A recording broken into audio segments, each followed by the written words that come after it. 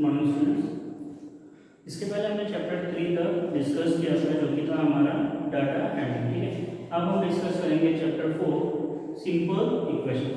तो simple equations में हमारा फर्स्ट एक्सरसाइज है exercise 4.1।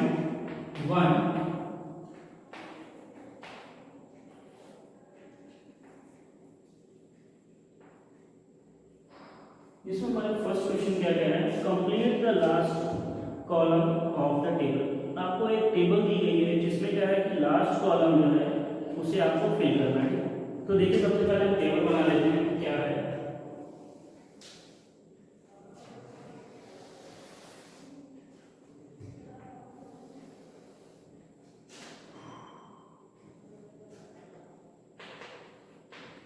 Serial number equation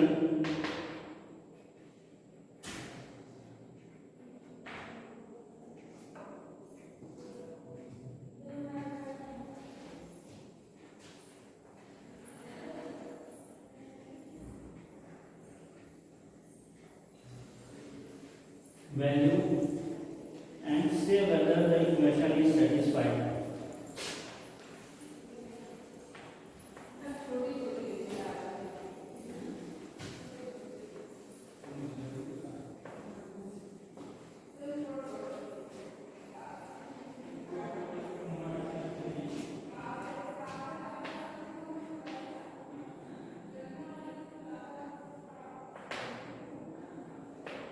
Equation is satisfied.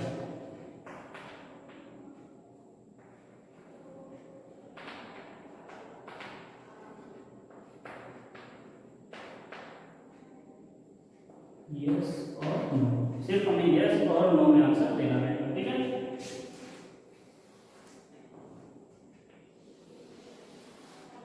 तो देखिए फर्स्ट क्वेश्चन देखिए क्या है, x प्लस 3 इक्वल टू 0 और x की वैल्यू कितनी दी गई है 3। तो ये कितना हो जाएगा, देखिए x प्लस 3 इक्वल टू 0 और तो x की वैल्यू कितनी दी गई है 3। तो 3 plus 3 is not equals to 0 हो जाएगा। क्यों? क्योंकि ये 6 होगा और ये 0 नहीं होगा। यहाँ पे क्या लिखेंगे हम x इक्वल्स टू 3। ठीक है, x की वैल्यू कितनी है 3, तो 6 हमारा 0 के इक्वल होगा, इसका मतलब ये सेटिस्फाइड नहीं कर रहा है। ठीक है, सेकंड के लिए क्या कह रहा है, x प्लस 3 इक्वल टू 0 और x इक्वल्स टू 0। अब देखिए अगर x की वैल्यू 0 है तो यहाँ 0 होगा, तो 0 यानी कि 3 इक्वल्स टू 0, तो ये भी हमारा सेटिस्फाइड नहीं होगा, ये क्या हो जाएगा नो। ठीक है, फिर थर्ड देखिए x plus 3 equal to 0, x equals to -3। अब देखते हैं इसको,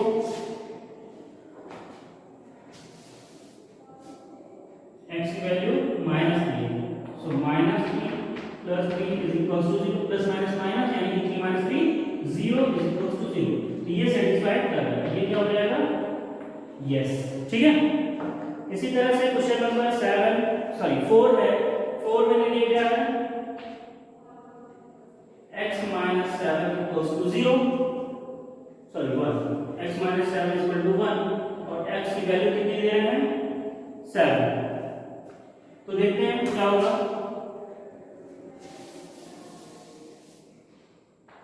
x - 7 इक्वल्स टू 1, तो 7 - 7 इक्वल टू 1 होगा क्योंकि x इक्वल्स टू 7 दिया, तो 7 - 7 0 इज नॉट इक्वल्स टू 1। ठीक है, तो ये क्या हो जाएगा नो। ठीक है, इसी तरह से बाकी के क्वेश्चंस भी जो आपको दिए गए हैं उसमें आप क्या करेंगे, टेबल की वैल्यू रखेंगे, यहाँ पे जो वैल्यू दी गई है उसको इक्वेशन में यहाँ पर रखेंगे x की वैल्यू और सॉल्व करेंगे। इसी तरह से फिफ्थ देख लीजिए, फिर आपको और क्लियर हो जाएगा, x - 7 इक्वल टू 1 और x इक्वल्स टू 8 गिवन है, तो हम क्या रखेंगे, हम x - 7 इक्वल टू 1 में 8 - 7 equal to 1, x equals to 8 given है, 8 - 7 1 इज इक्वल्स टू 1। ये सेटिस्फाइड कर रहा है, और अगर सेटिस्फाइड कर रहा है तो हम क्या लिखेंगे यस। ठीक है, तो इस तरह से आप बाकी के क्वेश्चंस को करेंगे। अब हम देखते हैं क्वेश्चन नंबर 2 क्या है। Check whether the value given in the bracket is a solution of the given equation or not. यहां भी आपको उसी तरह से करना है, बताना है सॉल्यूशन है या नहीं। ठीक है, ये था हमारा क्वेश्चन नंबर 1।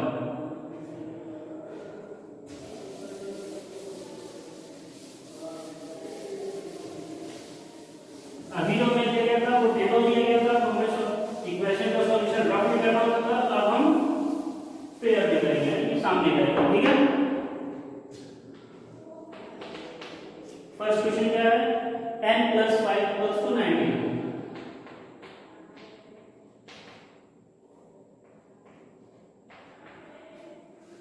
एंड गिवन है n = 1। अब यहां लिखेंगे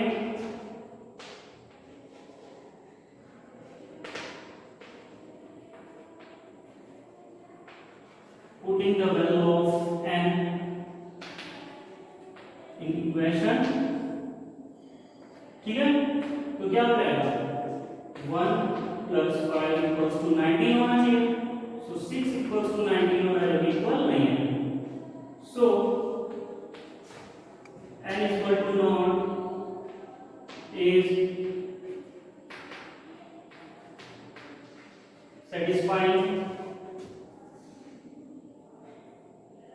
solution is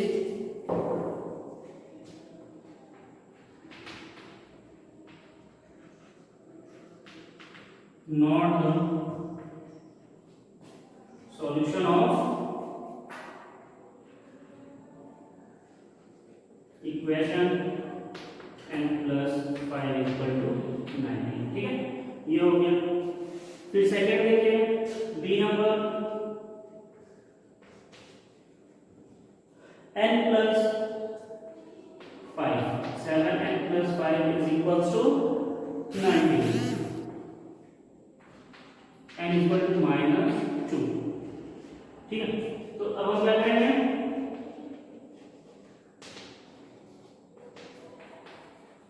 putting the value of n in equation, तो कितना हो जाएगा,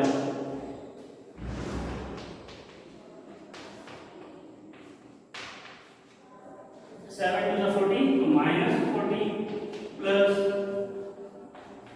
5 = 19, तो कितना हो जाएगा,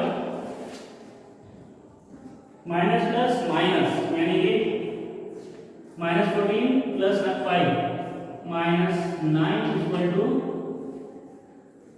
19, which is not equal. So n = -2 is not the solution of equation 7n + 5 = 19। ठीक है,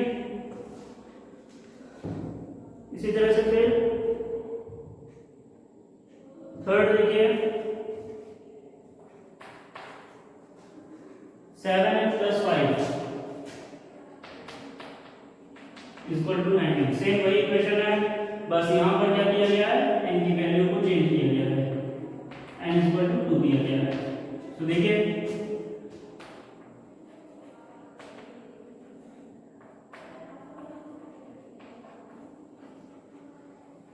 putting the value of n in equation, कितना हो जाएगा, 7 × 2 + 5 = 19, 7 to the 14 + 5 = 19, 14 + 5 19 means 19 = 19 satisfied हो गया। So n = 2 is the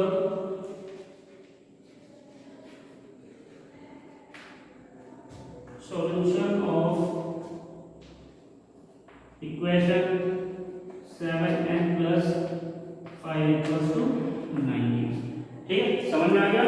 इसी तरह से बाकी के तीनों क्वेश्चंस को आप सॉल्व करेंगे। डी, ई और एफ को आप इसी तरह से सॉल्व करेंगे, वैल्यू रखकर उनके इक्वेशन को सॉल्व करेंगे, ठीक है। अब देखिए क्वेश्चन नंबर 3।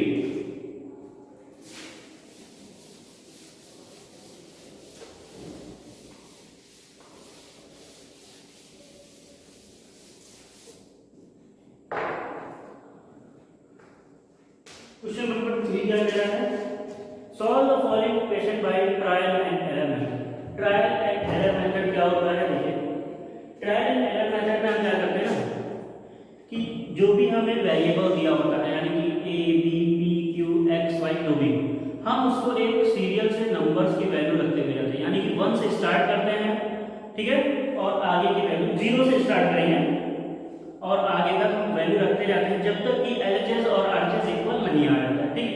इसको समझते हैं, देखिए कैसे करेंगे। फर्स्ट हमें दिया गया है 5p + 2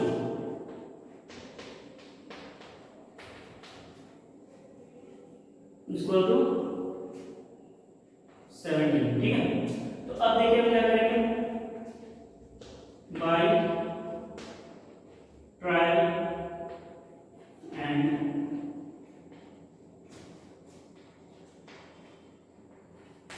error method p equal to 0, तो कितना हो जाएगा 5 × 0 0 + 2 इक्वल टू, ठीक है, ये नहीं हो सकता। p इक्वल टू 1, तो 5 × 1 + 2 इक्वल टू 17, 5 × 5 + 2 इक्वल टू, ये भी नहीं हो सकता। p equal to 2,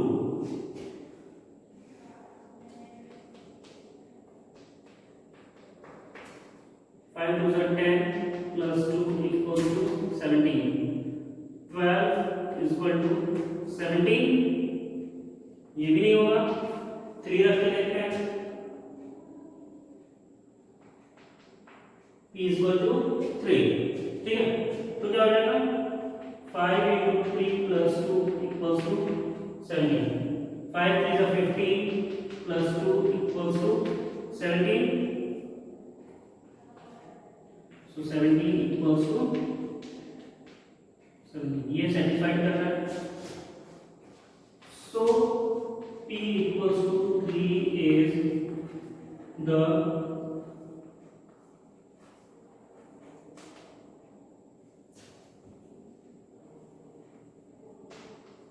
solution of equation, क्या है इक्वेशन 5p + 2 इक्वल टू 17,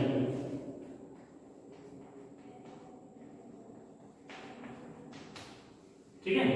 इसी तरह से सेकंड क्वेश्चन में भी आप वैल्यू रखते हुए जाएंगे, m इक्वल टू 0, फिर m equal to 1, m equal to 2, m equal to 3, जहां पर भी हमारा दोनों एलएचएस और आरएचएस इक्वल हो जाएगा वही हमारा सॉल्यूशन हो जाएगा, ठीक है। फिर देखिए question number 4।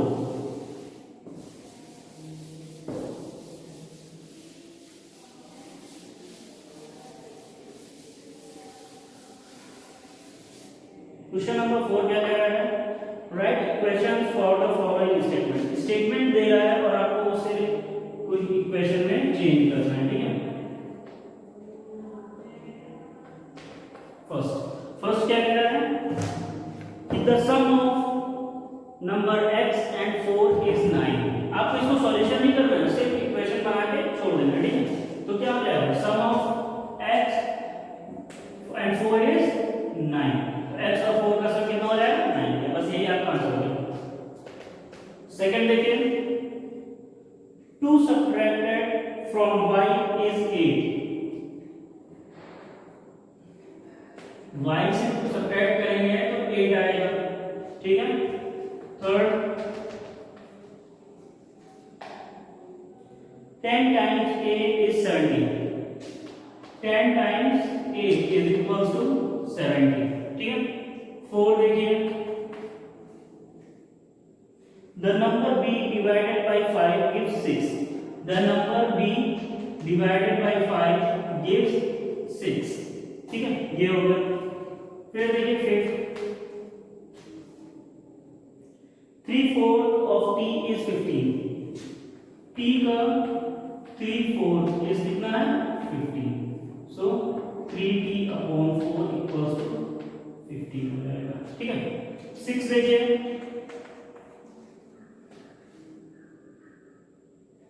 7 times m plus 7 gets you 77, 7 times m plus 7 gives 77, ठीक है, ये हो गया